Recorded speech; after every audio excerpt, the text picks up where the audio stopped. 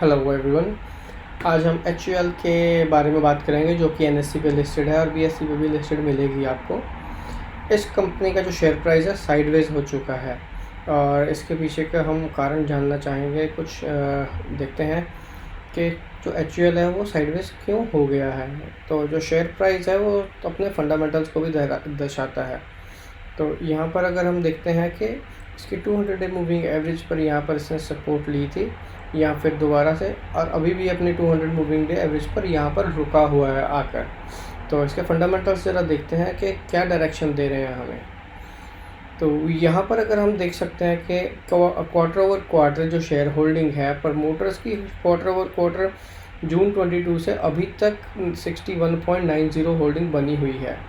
वहीं पर FIIs है, उन्होंने अपनी 13.30 से घटाकर 10.62 पर कर दी है होल्डिंग। वहीं DIIs है जो वो अपनी होल्डिंग बढ़ाते जा रहे हैं, वो 12.20 से बढ़ाकर 15.48 पर उन्होंने कर दी है। वहीं पर पब्लिक है वो कंट्रोल नहीं कर पा रही है, उनमें भी इतना पेशेंस नहीं है, तो वो 12.60 से घटाकर पब्लिक ने भी अपनी होल्डिंग्स घटा दी है जो कि 11.93 पर आ गई है। तो ईयर ओवर ईयर पर अगर हम नज़र डालते हैं 2017 का जो मार्च है, प्रमोटर्स ने 67.20 से उन्होंने अपनी होल्डिंग घटाकर 61.90 कर दी है। वहीं पर FIIs ने भी कम करी है अपनी होल्डिंग, बट DIIs ने 5% से बढ़ाकर 15% क्या लगभग कर दी है।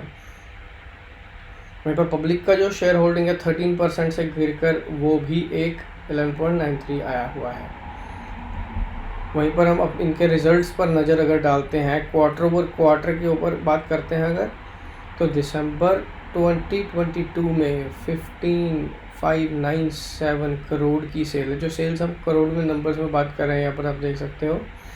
तो मार्च में भी इनका जो है 15.670 करोड़ के आसपास चल रही है। वहीं पर क्वार्टर ओवर क्वार्टर कंपैरिजन करते हैं दिसंबर 24 और मार्च 25 पर सेल थोड़ा डिक्लाइन में आया है, जो कि 0.09% है।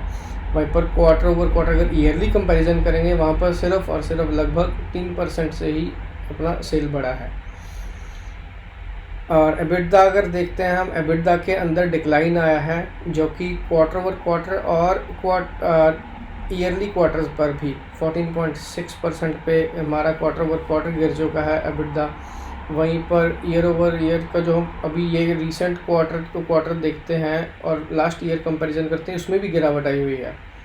तो अब अगर हम प्रॉफिट के ऊपर नज़र मारते हैं, प्रॉफिट के अंदर इतना बढ़ोतरी नहीं हुई है, जो कि हमारा दिसंबर 22 का जो क्वार्टर चल रहा था उसमें 2481 करोड़ से जो सेल है वो थोड़ा सा स्लाइड होकर नीचे 2475 करोड़ आ गई है। वहीं पर अगर हम क्वार्टर ओवर क्वार्टर देखते हैं 17% डिक्लाइन आया, और ईयर के हिसाब से अगर देखते हैं हम क्वार्टर ओवर क्वार्टर 3% डिक्लाइन है, वहीं भी डिक्लाइन दिख रहा है हमें। तो अगर हम अब चार्ट्स के अंदर एक पैटर्न देख सकते हैं कि परसेंट वाइज सेल बढ़ती है, फिर एकदम गिरता है, फिर बढ़ता है, फिर गिरता है।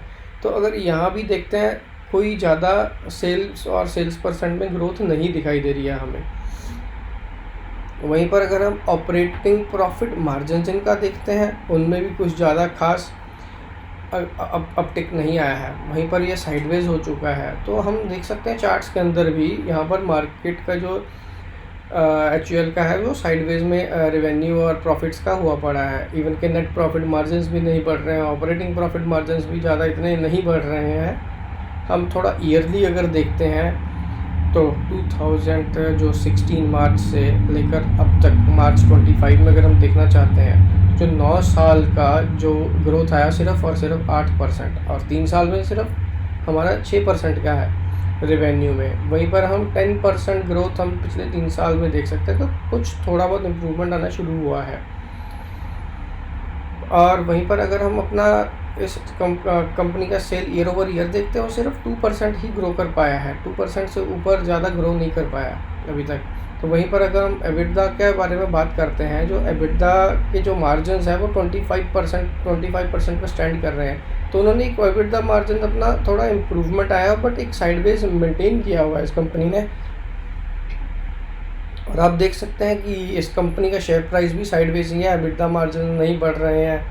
और आपका जो नेट प्रॉफिट है इस कंपनी का, 2016 मार्च में अगर हम देखते हैं 4,151 करोड़ से लेकर अब 10,671 करोड़ पर आ चुका है, जो कि 9 साल का अगर हमारा रिटर्न देखते हैं 11% ईयर ओवर ईयर CAGR का चल रहा है। वहीं पर 5 साल में 10%, 3 साल का 6%। तो हमें यहाँ पर फंडामेंटल्स में कोई इम्प्रूवमेंट इतना नहीं दिखाई दे रहा है। और चार्ट्स में भी आप देखते हो कि यहाँ पर अगर देख रहे हो कि साइडवेज हो चुका है रेवेन्यू भी साइडवेज हो चुका है इस कंपनी का, एंड देन यहाँ प्रॉफिट भी साइडवेज हो चुका है, परसेंटेज में डिक्लाइन आ रहा है, इधर भी परसेंटेज में डिक्लाइन आ रहा है। तो शेयर प्राइस में है जो वो भी डिक्लाइन में ही हमें दिख रहा है, यहाँ पर साइडवेज का शेयर प्राइस चल रहा है। तो यहाँ पर कुछ ग्रोथ का इशू चल रहा है कंपनी में, जो कि कंपनी को उसके ऊपर वर्क करना पड़ेगा। तो ईयर ओवर ईयर ग्रोथ देखते हैं 3%, 7% के आसपास तन करते हैं हम, अभी 2% का सेल ग्रोथ दिखाई देगा, जो कि नामात्र ही है इस कंपनी के लिए। और ये कंपनी भी बहुत पॉपुलर कंपनी है, ऐसा नहीं है कि छोटी स्मॉल कैप है कंपनी। तो प्राइस टू सेल्स अगर हम देखना चाहते हैं वो भी इतना अच्छा नहीं दिखाई दे रहा है हमें। तो ऑपरेटिंग प्रॉफिट मार्जिन 23% पे स्टैंड करते हैं, वहीं पर नेट प्रॉफिट मार्जिन हमारे 16.91 पे स्टैंड है कर रहे हैं। वहीं पर हम अगर इसका अर्निंग पर शेयर देखना चाहेंगे, वो लगभग अराउंड समवेयर 45.4 के हिसाब से पास चल रहा है। प्राइस टू अर्निंग जो पिछले साल का था जो 25 का 49.7 के आसपास चल रहा था। तो अगर हम वर्टिकल रॉ मटेरियल का देखना चाहते हैं तो रॉ मटेरियल जो कॉस्ट है हमें वो भी बढ़ती दिखाई दे रही है। बट यहाँ पर अगर हम देखते हैं 2022 के अंदर वहाँ पर एक बड़ा जंप आया यहाँ पर, तो वही रॉ मटेरियल कॉस्ट स्पाइक हो रही थी, इन्फ्लेशन भी हिट कर रही थी, तो ये ग्लोबली चीज़ें इफ़ेक्ट हो रही थी सब जगह। तो जो रॉ मटेरियल कॉस्ट अगर हम यहाँ देखते हैं वो रेवेन्यू से 43% का उनका एक मेंटेन्ड चल रहा है, 41 to 43% का, जो कि प्रिडिक्टेबल है इनका। वहीं पर बोरोइंग अगर हम बैलेंस शीट में यहाँ देखते हैं उनका 2016 के अंदर 177 करोड़ से बढ़कर अभी वो 1648 करोड़ का पहुँच गया है। तो बोरोइंग भी हमें यहाँ पर बढ़ती हुई दिखाई दे रही है। अगर हम इन्वेंट्री पे थोड़ा नज़र डालते हैं, इन्वेंट्रीज भी इनकी बढ़ रही है, जो कि एक अच्छा साइन नहीं होता है। तो इन्वेंट्रीज को डिक्लाइन में जाना चाहिए, ना कि इन्वेंट्री को बढ़ना चाहिए। अभी यहीं पर हम अगर कैश फ्लोज के ऊपर थोड़ा नज़र डालते हैं, ऑपरेशन से इनका जो कैश फ्लो आ रहा है वो आ रहा है 11,886 करोड़ का। और ये जो कंपनी है इनका नेट कैश फ्लो जो चल रहा है वो है 5,258 करोड़ का। तो इस कंपनी को कैपेक्स करने की भी बहुत ज़रूरी है, रिसर्च एंड डेवलपमेंट में पैसा डालना भी चाहिए इनको ज़्यादा। यहाँ पर हम कैपेक्स देखते हैं, कैपेक्स के अंदर भी एक डिक्लाइन आया है कंट्री का, तो इतना कैपेक्स नहीं कर पा रहे हैं ये लोग। वहीं पर फ्री कैश फ्लोज है, वो फ्री कैश फ्लोज में भी डिक्लाइन आ गया है, जो कि 9 ईयर की जो अगर हम ग्रोथ देखते हैं वो 13% चल रही है। वहीं पर 12% अराउंड 5 ईयर का इनका CAGR चल रहा है। तो आते हुए अगर हम रेशोज़ के आसपास अगर देखना चाहते हैं तो डेट टू इक्विटी इसका लगभग नामात्र ही है। इनका डेट टू इक्विटी बहुत अच्छा स्टैंड कर रहा है। और 2 पॉइंट में अगर हम देखते हैं जो इनका ROE है, जो इस कंपनी का ROE में क्या चल रहा है कि 21% पर है। तो एक टाइम इस कंपनी का ROE 77, 71, 60, 63, 66 के आसपास था, और वो गिरकर 21.6% का हो चुका है। तो कहीं ना कहीं इन्वेस्टर्स इस चीज़ से भी थोड़ा खुश नहीं होंगे।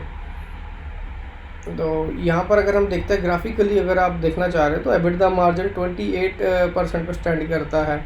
वहीं पर ऑपरेटिंग प्रॉफिट मार्जिन जो चल रहे हैं कि 23.4% के है। ये हम देख रहे हैं इस कंपनी का क्वार्टर ओवर क्वार्टर का,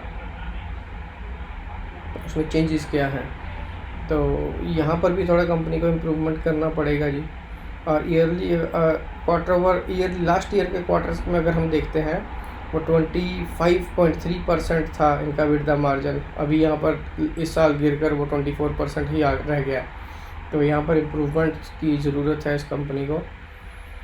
because the main thing is कि कंपनी के रिवेन्यूज़ और हमें इसके अंदर कंपनी में कोई ग्रोथ नहीं दिखाई दे रही है, ग्रोथ की प्रॉब्लम चल रही है इस कंपनी की। तो वहीं पर ये चीज़ें, जो शेयर प्राइस है वो भी कहीं ग्रो नहीं कर पा रहा है। और ROCE है जो 29% के आसपास चल रहा है ईयर ओवर ईयर, और ROE था जो वो 21.6% के आसपास है। डेट टू इक्विटी है जो कंपनी की 3.3% पे लगभग आज ये चल रही है। तो जो सेल्स ग्रोथ हम देख रहे हैं, इसकी ग्रोथ के अंदर ज़्यादा एकदम बढ़ोतरी नहीं आई है सेल के अंदर। एबिटदा ग्रोथ के अंदर भी जो इतना ग्रोथ नहीं हमें दिखाई दे रहा। तो मेन हम यही देख रहे हैं कि कंपनी में ग्रोथ के इश्यूज चल रहे हैं। तो हमें ये अगर ट्रजेक्टरी देखनी है, ये भी नीचे को दिखाई दे रही है, साइडवेज हो गया ये सब। तो डिविडेंड ग्रोथ भी एक साइडवेज ही चल रही है इस कंपनी की। तो ग्रॉस मार्जिन्स भी साइडवेज है, बट ग्रॉस मार्जिन जो 45.30 के आसपास स्टैंड करते हैं इस कंपनी के, तो विच इज़ नॉट